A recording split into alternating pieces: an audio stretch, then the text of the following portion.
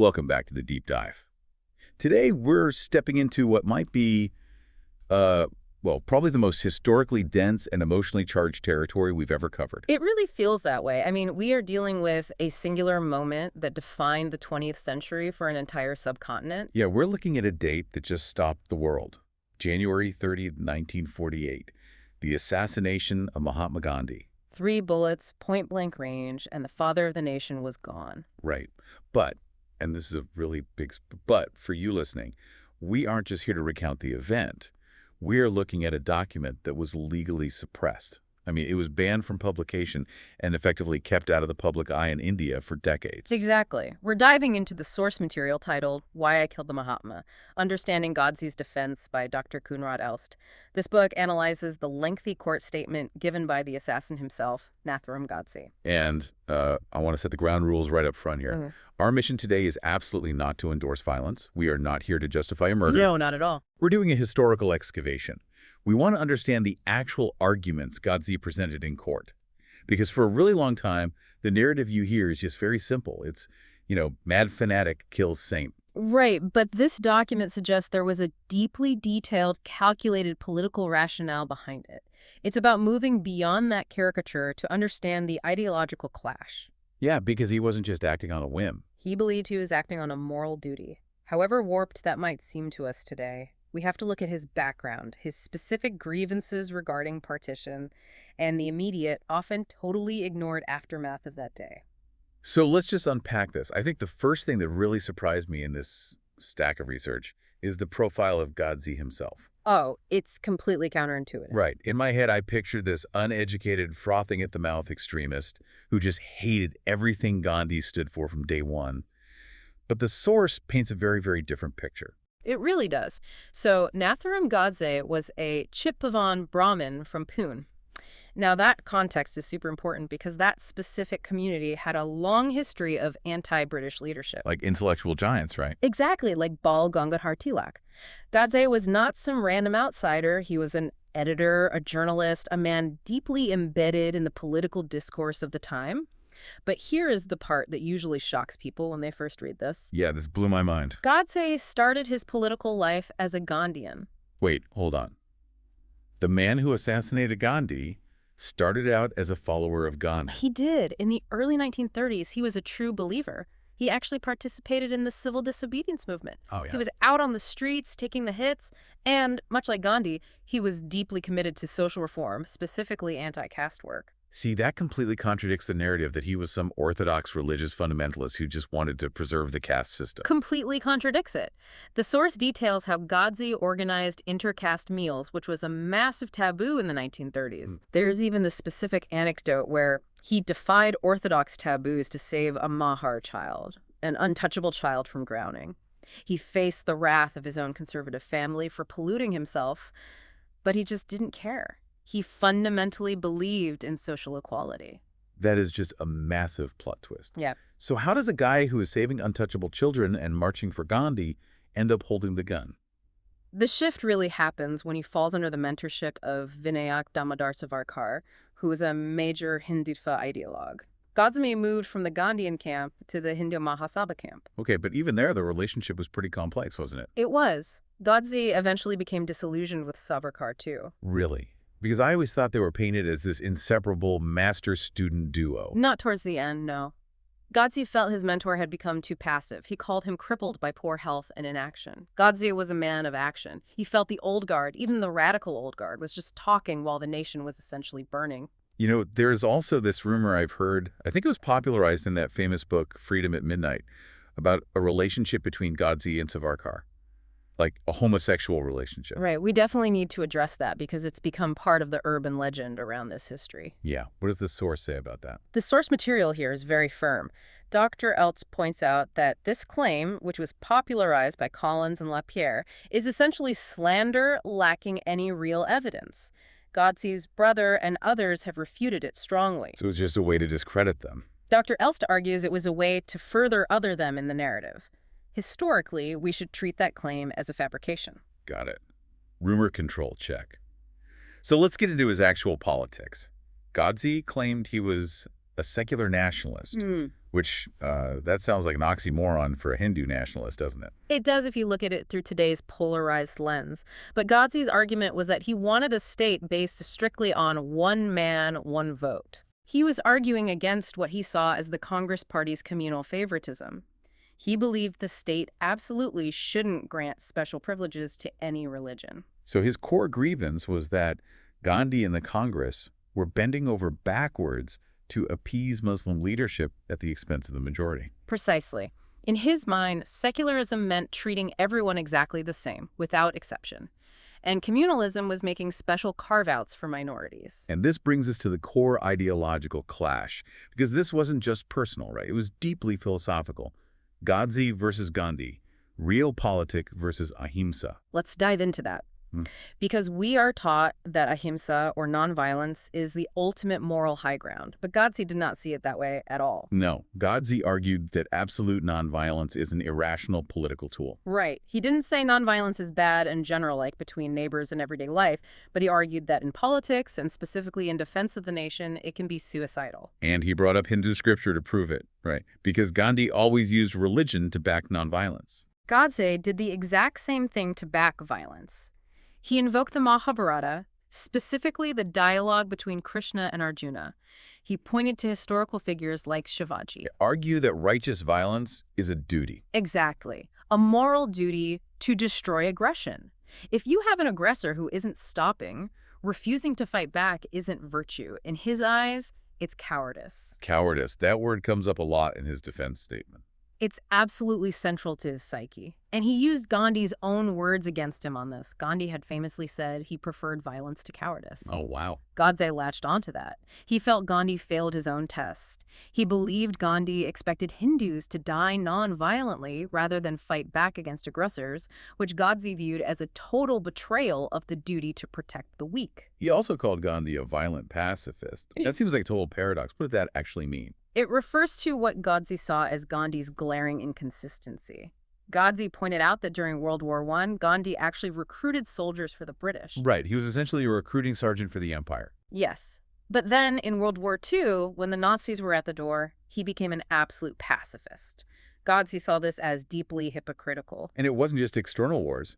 It was how Gandhi ran the Congress Party domestically, too. Godse felt Gandhi used his inner voice like a weapon. It was a way to overrule democratic decisions within the Congress Party. So he accused him of being a dictator. A dictator who used fasting as a tool of coercion. If the party voted for something Gandhi didn't like, he would just fast until they changed their minds.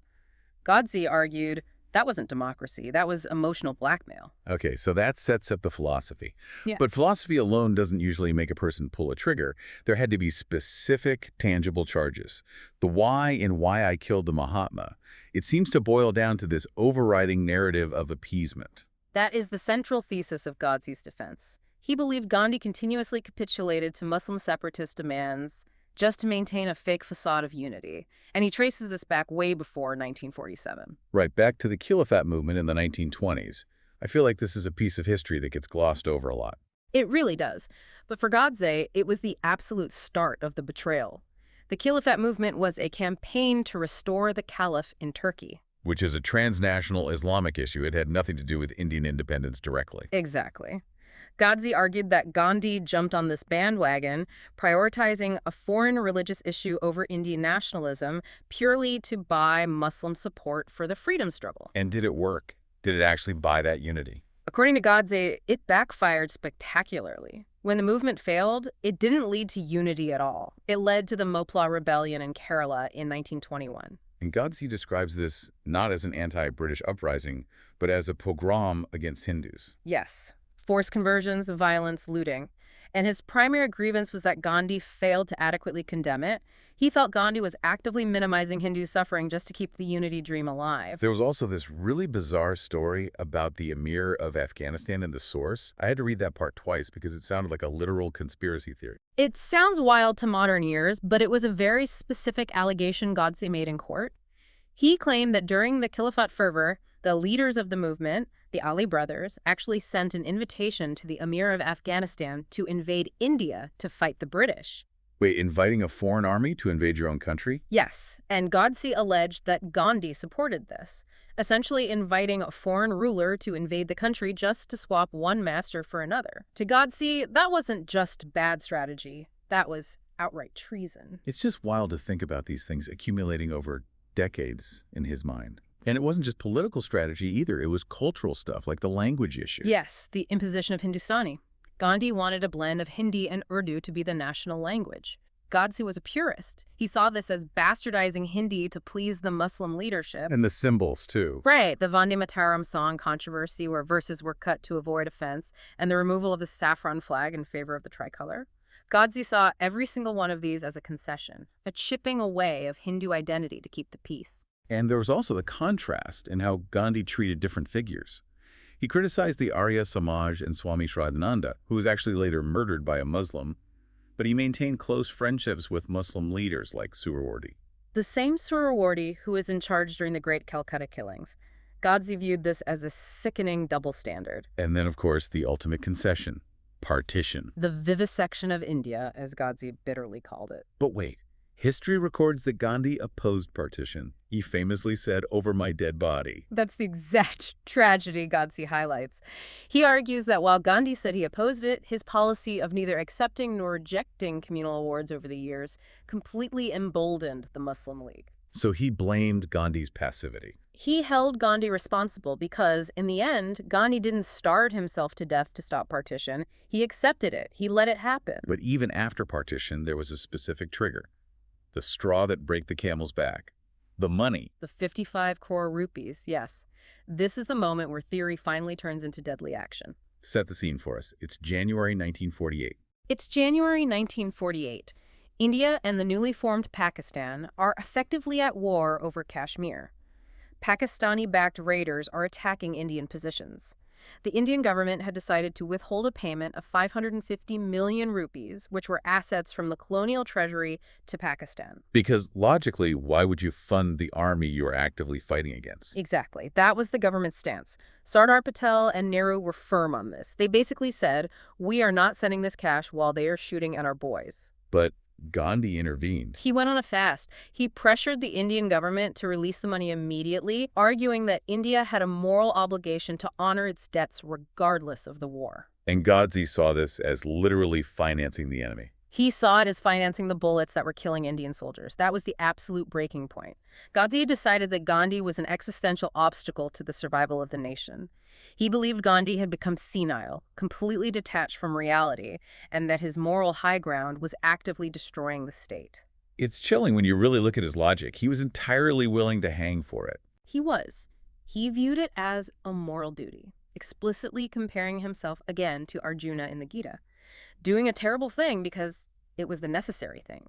He knew he would be condemned, but he believed history, or at least his version of it, would eventually understand his rationale. And during the trial, he denied there was a conspiracy. Yes, he denied a conspiracy to protect his accomplices, like Savarkar, although the source notes that a conspiracy certainly did exist. So he pulls the trigger. Gandhi is gone. What happens next? Because the history books usually jump straight to the morning and the massive state funeral. But the source mentions a very dark, hidden chapter immediately following the assassination. This is the forbidden consequence that is rarely taught in schools. Immediately after the news broke that a Brahmin had killed Gandhi, there was mass violence against Chitpavan Brahmins Godse's caste in Maharashtra. Wait, like a retaliatory pogrom? Yes, in Pune, Satara, Kolhapur. The source describes widespread arson, looting, and targeted killings of Brahmins by Maratha groups. Mobs went after anyone associated with the Hindu Mahasabha or the Brahmin community. That is horrifying. The source actually compares the scale and targeted nature of it to the 1984 anti-Sikh riots. It was a massive wave of violence, and it is almost entirely ignored in mainstream histories. That is incredibly heavy. And what about the political fallout? Complete political oblivion for the Hindu Mahasabha. The RSS was banned, even though the source clarifies that Godse was working completely independently of the RSS structure at the time of the murder. But the entire Hindu nationalist movement was crushed politically for decades. They became absolute pariahs. There is a really tragic irony here, isn't there? Godse killed Gandhi to stop what he saw as the weakening of the nation. But the assassination actually cemented Gandhi's legacy as a martyr and completely sidelined Godse's ideology. It's a massive historical irony. Dr. Elst notes that Gandhi's death actually brought a temporary communal peace.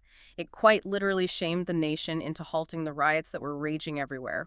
In a strange way, the violence Godse hoped to stop by removing Gandhi was stopped by the shock of Gandhi's death itself. But Dr. Elst also argues that we shouldn't dismiss Godse's political predictions entirely, right? Right. And this is the uncomfortable part of the deep dive for many people. Elst argues that while the murder was a heinous crime and Godse paid the ultimate price for it, many of his political predictions regarding Pakistan and the failure of appeasement were actually shared by other contemporaries. Including Dr. B.R. Ambedkar. Exactly. The argument is that while the act was extremist and unforgivable, the core critique of Gandhi's policies was actually quite widespread among prominent intellectuals at the time. So what does this all mean for us today? We have unpacked this forbidden document. We have seen a man who wasn't just a mad fanatic, but a cold, calculating political actor with a very specific, historically grounded list of grievances. I think it fundamentally challenges the monolithic narrative we're fed. It forces us to look at 1947 India not just as a simple story of triumph and tragedy, but as a brutal, complex collision of ideologies. You had the absolute idealism of Gandhi, who genuinely believed sole force could conquer everything. And on the other side, the ruthless realpolitik of Godse, who believed the world only respects strength and retaliation. Exactly. It reveals that the assassination was the culmination of decades of deep ideological friction, not just a random act of madness. It definitely complicates the picture. And it leaves us with a very uncomfortable question. Godse's central argument was that absolute nonviolence in politics eventually leads to more violence because it emboldens aggressors who just don't play by the same moral rules. That is a provocative thought. It's the paradox of tolerance, isn't it? If you tolerate the intolerant, or if you completely refuse to fight the violent, do you actually end up causing more harm in the long run? That's the core of it. We don't have to agree with his solution, which was assassination, to grapple with his underlying question. Looking at history, looking at the horrors of the partition, looking at the geopolitical conflicts happening right now. Was he entirely wrong about the dangers of absolute pacifism? Or is there a dangerous paradox where refusing to fight can sometimes cost more lives than fighting back? Something for you to mull over as you go about your day. Thanks for joining us on The Deep Dive. We'll catch you next time.